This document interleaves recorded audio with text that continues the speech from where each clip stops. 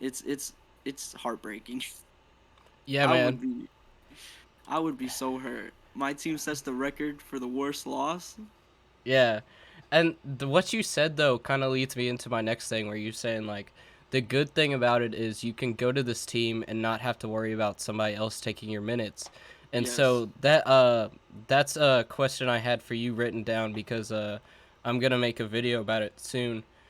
Do you think the small market effect is real? And Oh, oh, excuse me.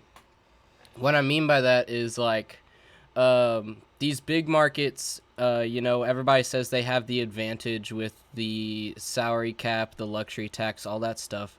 But now with this expansion of international players coming in, like Giannis and even like a few ones, even players a couple years ago, like Tony Parker and Manu Ginobili, uh, the Spurs were kind of like a small market team until they yeah. started winning championships as well.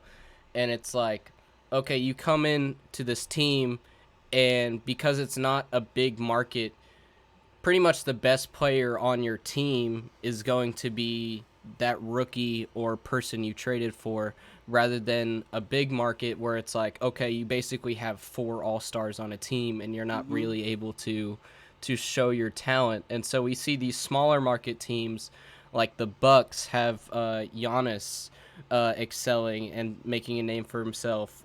Trey Young with the Atlanta Hawks. I wouldn't necessarily call Dallas a small market team, but again, not many all stars on that team. So Luca with the Yeah. Dallas Mavericks, you know. So kind of want your take on that. So the big market thing, it's completely real. When the last time the Lakers drafted a player and he won a championship with them, being the star player, I'm not talking about no Kyle Kuzma here. I'm talking about Kobe Bryant. That's the last guy the Lakers drafted that won a championship when they did.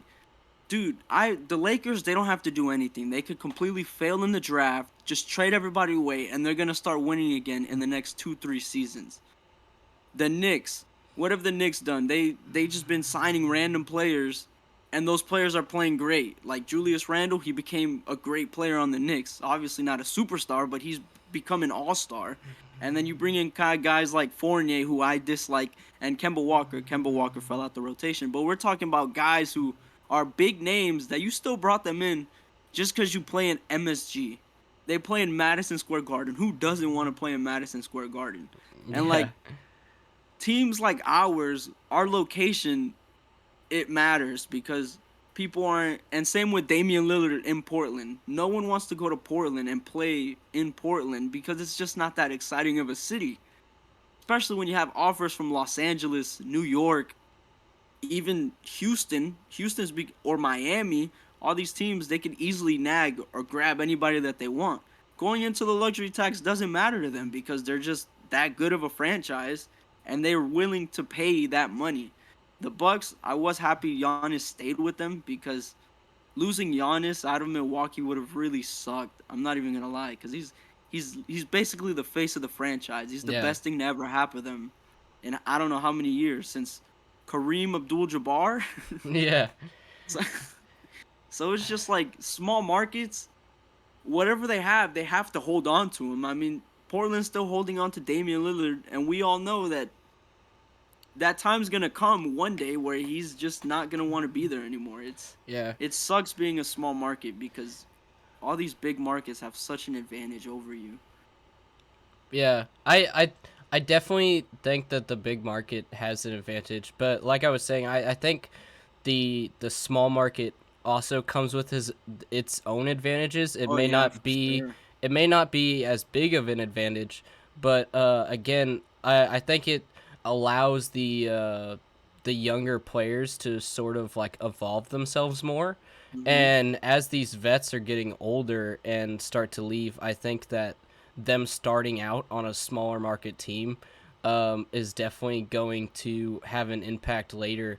Like we're already seeing like Lamelo on the Hornets, and Oh again yeah. Luca on the Mavs becoming like monster players. And then you Even have Donovan Mitchell. Yeah, and then you have and then you can point to like a big market. Um, Not the Lakers because the Lakers are all old. I'm trying to think of another market, but it's like You, these small maybe the mark. Warriors. Yeah, these. So Andrew Wiggins might still be a bad example. Whatever, we'll use him. It's like he's kind of getting overshadowed, obviously, by Curry, Draymond Green, Klay Thompson coming back, all that type of stuff. And so the only way for him to really stand out is for him to drop like 30 points a night like he was And doing the other night. even Yeah, then, if Curry hits a half court shot, whose highlights are gonna be on the web? exactly. And then you go to Luca.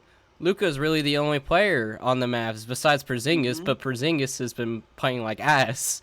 So Yeah, I mean, so he's able to grow his game more, and so whenever these vets start to retire, like LeBron's already getting up there in age, and people are yeah, it's saying he's already yeah. injury prone now, and then you have Kevin Durant's gonna retire soon, I'm sure.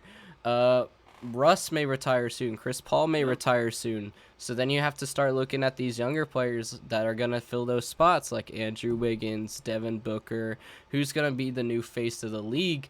And these smaller markets are making these players able to grow their image more than having to compete with these all-star veterans that have been here for a while is basically the Yeah. point I was getting at.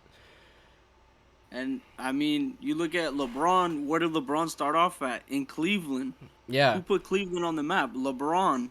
So it's exactly. these.